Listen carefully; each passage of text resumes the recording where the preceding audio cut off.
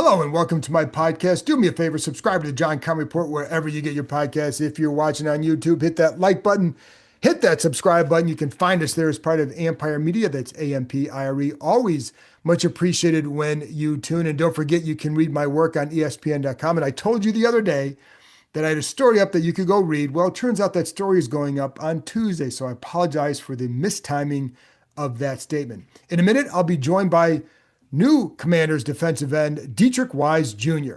Really good conversation with him, and I think you're going to enjoy it. You're going to learn a lot about him and just the influence of his mom being in the Army, of both his parents, also just what he's learned as a defensive end that can help the Commanders and just what he adds to this roster because I think he could be a key guy for them just in terms of what he adds.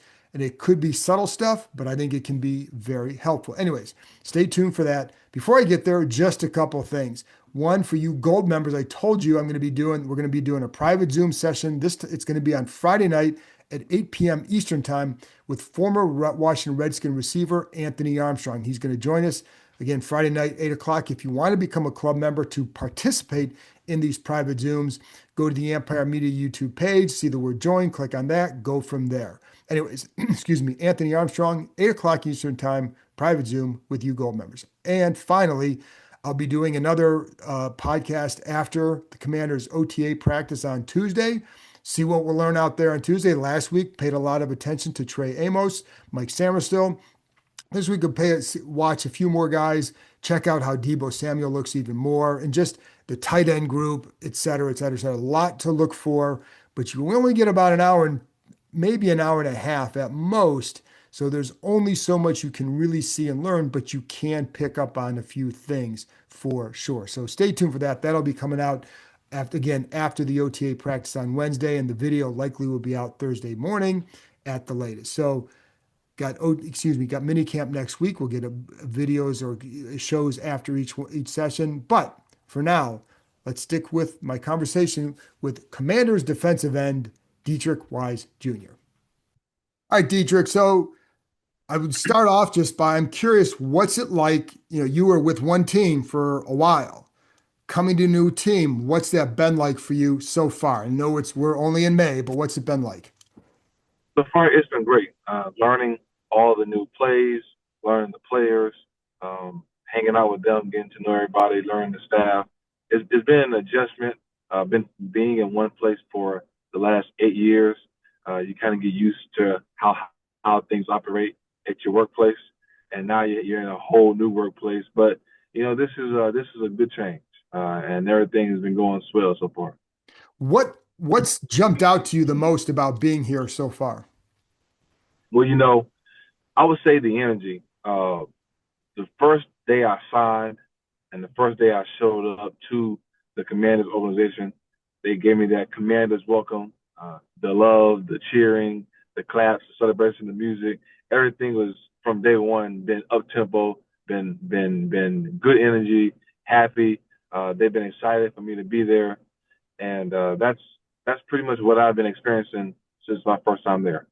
When you're coming from another place, when you're leaving a place, how important was it to you? Not, I'm going to guess that you weren't expecting that, but how much did it mean to you for them to do that when you're coming from a new place and going to a new place, or coming from one place for a Well, while? really good. It felt really well. It felt like they wanted me to be there. I felt warm in my welcome. So I felt like they welcomed me with open arms, and that was really a great feeling. Anything jump out with locker room stuff? Just like, I know, first of all, the locker room's being renovated, so it's a little bit different right now. But just with the guys on the roster and all that, people talked about how tight they were last year. What have you noticed about this group? That's that case is very true. Since I've been here, everybody here has been so eager to get better, to learn. They enjoy practice. They enjoy being in the building. They enjoy working out. It's almost like a whole group of guys first thing in the morning working out. Right after the coaches is like maybe like 10, 15 of us in there grinding in the morning, and it's always great. And then after practice, after everything's done, there's a bunch of guys still in the locker room hanging out, whether they're playing games or whether they're just chatting, whatever the case is. There are always groups of people hanging out together, and it feels like I'm walking into a family atmosphere. Is that how often have you encountered that kind of atmosphere? Well, being at one place for a long time, you sense the atmosphere there. They've always been close in Boston. Right. They're close there. Last 8 years, we've had very close teams. So it's just cool to see how they do things here in Washington. And what coming from there, because your first few years, a lot of success over there, Yeah. and you had to learn how to sustain it. And obviously, there's a lot of factors involved there. But what are some of the things that maybe you can impart with this group about how to sustain success? Well, honestly, um, my first day here, I was just going to sit back and listen to how they do business. I never wanted to come in and just start telling everybody what I know and things of that nature.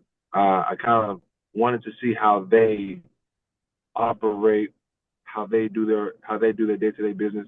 And DQ hits on the head every single day. He comes in there, he says, "This is the standard. This is what we're going to do. This is how we're going to practice. This is how we're going to meet.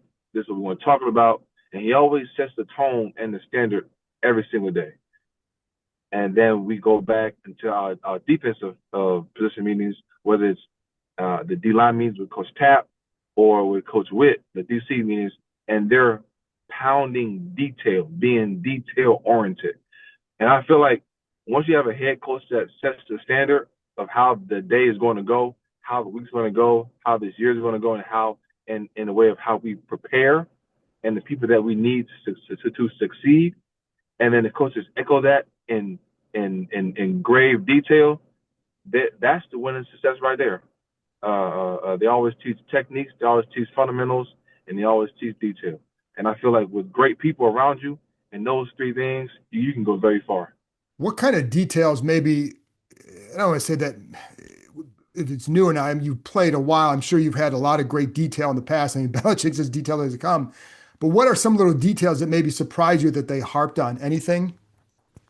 I want to say nothing surprised me. I've been in the league for a long time. This is my ninth Yes. year, so I'm not really surprised as much. But it's just good to see that Got it. they are teaching they're teaching their team the details and techniques and the fundamentals that you need to succeed. And the first thing that they want is to make sure that we always play, practice, and prepare at a high level. So, and you were captain, I think it was 3 times in New England, correct? Yes, sir. So, Bobby Wagner came here kind of like that reputation of being a great leader, and he eventually becomes one. So, what, as someone who's been in that role, and it sounds like your first job that you feel is to observe and then before inserting yourself, but like, how do you go about being a leader? Like, I don't know if that might be I don't know. Well, how do you go about that? Well, definitely. So I lead in various different ways. I lead by example.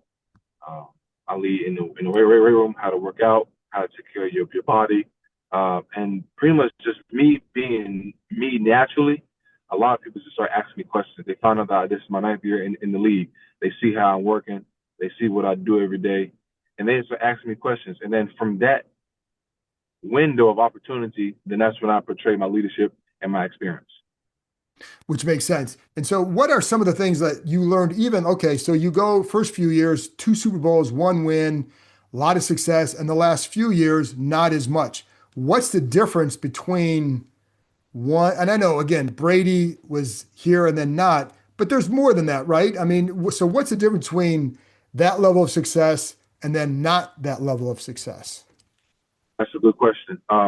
I feel like everything always comes into preparation, how you prepare for the game, and then how you execute every play in the game.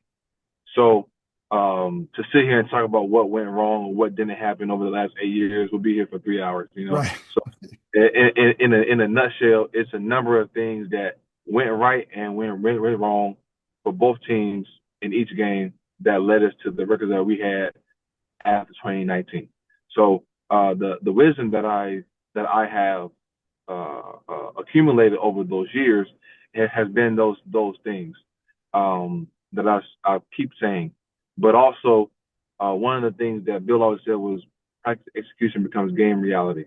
And that's one thing that I've always taken to heart. Every time I practice hard as I can.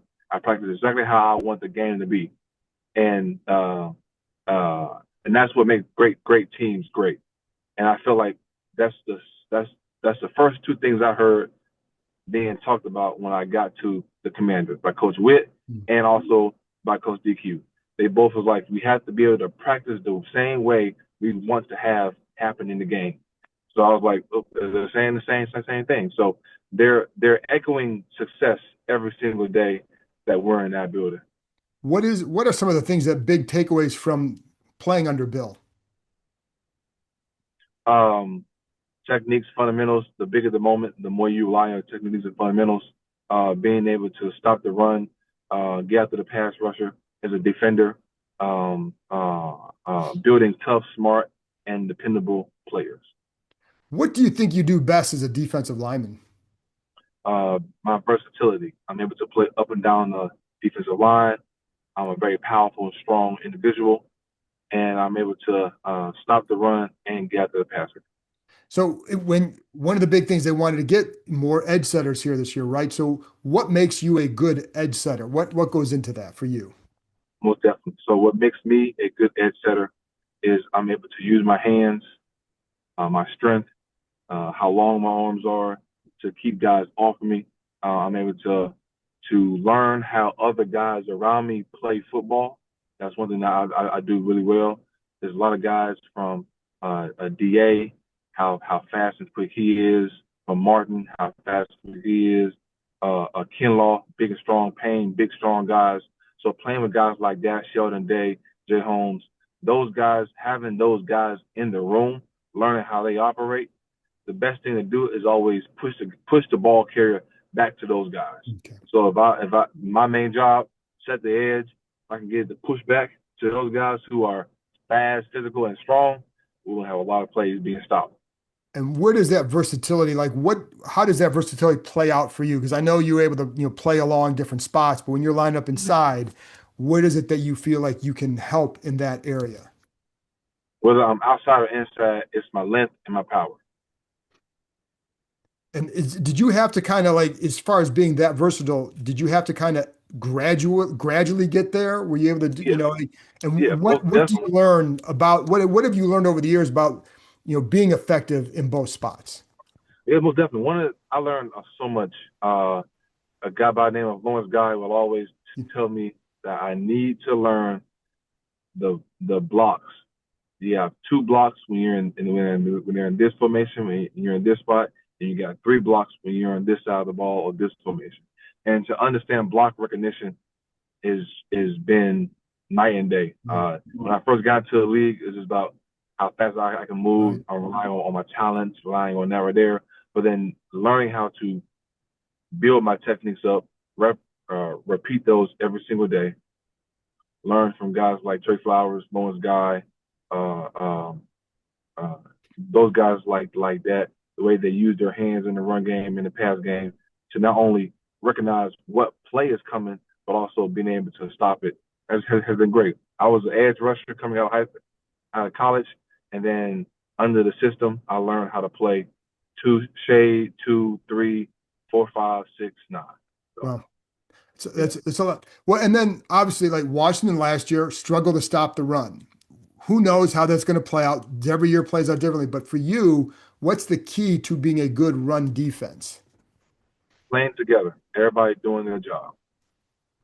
That simple? That is it. If everybody does what the coach says, and you out there and you play at the highest level, there'll be success. Will be easy to obtain. How often would you hear just do your job? Because that's kind of that was Bill's thing, right? Yeah, I heard it quite often. But it matters. And Yeah. like how when you like, especially in the run game, is it more just like, hey, this is your gap, be in your gap? That simple? Well, it all depends on the play call. Whatever the play tells you to do, you're supposed to do it. It's as simple as that. Simple as that. Yeah. So your mom also was an army nurse. You moved around a little bit too with that. What did you pick up from being raised and by both your parents, but someone in the Army too. What did you learn from her that maybe has helped you as a pro? Discipline and routine. Those two things from my parents I picked up that helped me become a pro and stay in this league for a long time. My father and I, he always told me I need to duplicate success.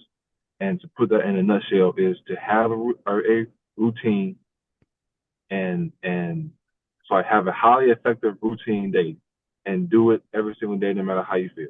And then the discipline part from my mom, she always was on me about whether it was time management, whether it was like make sure that you have goals, list things to do, you're supposed to do it, and stay on top of the things that you're supposed to do, and and you can relax on the back end. So those two things stayed with me my entire life until this day. I was going to ask you too, like when do you actually put those lessons in practice? Because I mean, I have three kids. Sometimes you don't know when they get that message, right? Were you always like that, or did you kind of, how did that unfold for you? Well, you know, kids are gonna be kids. Right. When I don't know how old your kids are, but they had different stages where they picked up different things, Right. and for me, it was always told to me, just like TV's always on, radio's on, you hear the wind blowing, but then all of a sudden one day, all that just clicked, and I was like, I see, I hear that, I hear my mom's voice, I hear my dad's voice in my head, and I got that. I started to hear that more and more. I got into high school, I got into college, and then it just became a fabric of my DNA. I got to make sure I have a highly successful routine and be disciplined every single day. And then you grew up, you were born in Virginia. How long did you live here? Wasn't born in Virginia, Oh, but I okay. did live in Virginia. I lived in In Suffolk? Virginia. I lived in Suffolk, Virginia. Okay. I lived there for I want to say about 9 years. Oh, I okay. want to For say, yeah. You know, I'll say let me see. Let's say I lived there for about 6, 7 years. Yeah, okay. So yeah, what do you remember about that? And did you follow football even at that time? yeah. I remember growing up in Chuckatuck was fun. My brother and I would always be in the backyard playing. Um, it was a blast. Family was always there, watching the games.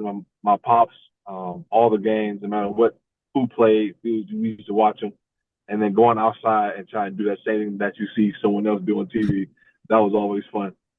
So that was a blast. I used to do that too, but I didn't do it as well as you because that's why I'm on this end. So, we do the same thing. And so, but your brother played, Daniel played here. And I know, Yeah. remember you said that he told you like about the fans and all that, but you're coming to a much different organization than he was with. What Mhm. else did he tell you about what it was like here? Uh, that was pretty much it. How the staff and everybody, or the staff that was there, was pretty cool. There's a few people who were there that when he was there, and for the first couple of weeks, I was noticed as or recognized as Daniel's brother. So that's been pretty cool. You know, everybody was like, "Oh, this is Daniel's brother." I'm like, "Hey, how's everybody doing?" That's that's Yeah, funny. Did yeah. moving around, like what impact did that have on you from that? What did you get from that? Being resilient and being adaptable. Um, there's two things that are constant in this world, and that's change and change. As those are always going to happen, you know. So growing up in different places, moving around my mom's job, my dad's job, I had to move around often. I was kind of used to it. So whatever happened in life, whether it was high school, college, or the pros, I'm like, well, you know what? Learn to adjust and learn to adapt, and that's what it was. Couple more questions. I want to ask you about your Wise Up Foundation. Is that still what can you talk about what you do with that? Most definitely. WiseUp Foundation is a foundation that my family and I put together. Our goal is to push, our mission statement is to push, provide educational events, serve student athletes, unite communities, and honor military veterans. Um, so we have a few programs that we do. We have the block party that we have in Mattapan. That main thing is to unite the communities. We uh, uh, give out over, I want to say, I want to say it was like 2,000 to 3,000 pounds of food uh, in the course of a couple of years there. Served over 500 people. Most of the things there are local businesses, so we like to give the support to local businesses. And then we have a medical truck that's really good, so that everybody can have free health checkups in different areas. We have a football camp in Dallas, Texas. And that's pretty cool. High school offensive and defensive linemen from sixth to seventh grade, teaching techniques and fundamentals. We get the measurements, and uh, they do a really good job of just coming there, learning, soaking up all the information. Sometimes there's guys there from the league, current and alumni, and that main goal is just to give back to them and allow them to have a great, successful high school career. The last two is Bridge to Trade, where we teach kids vocational skills.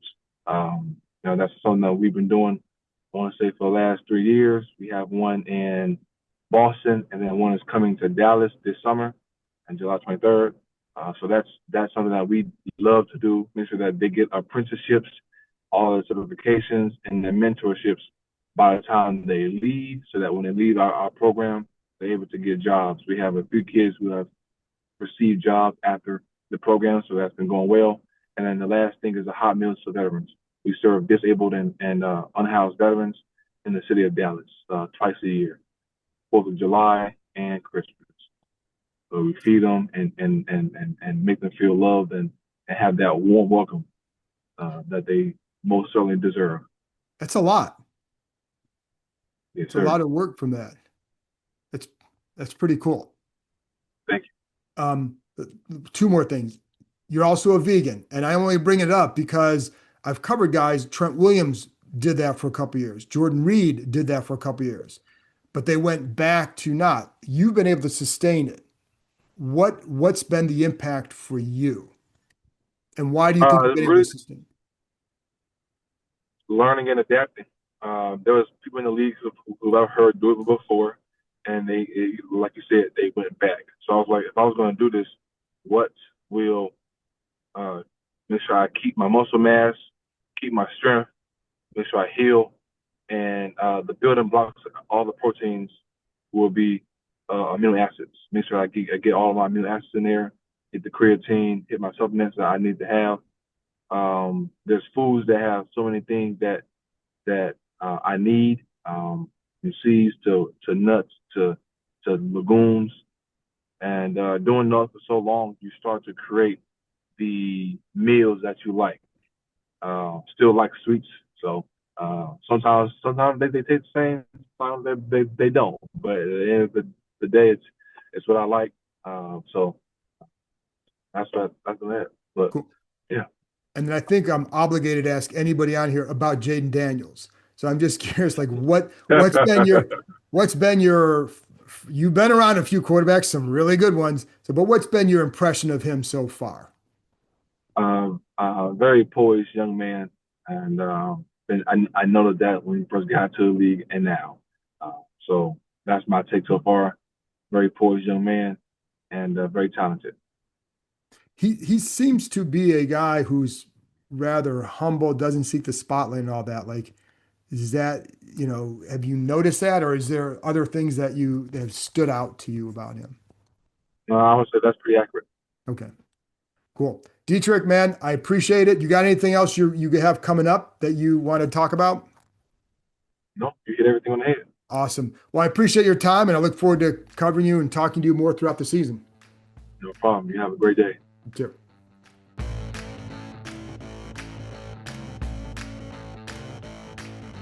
That's it for this episode. Thanks to Deatrich for joining me, and thank you, as always, for tuning in.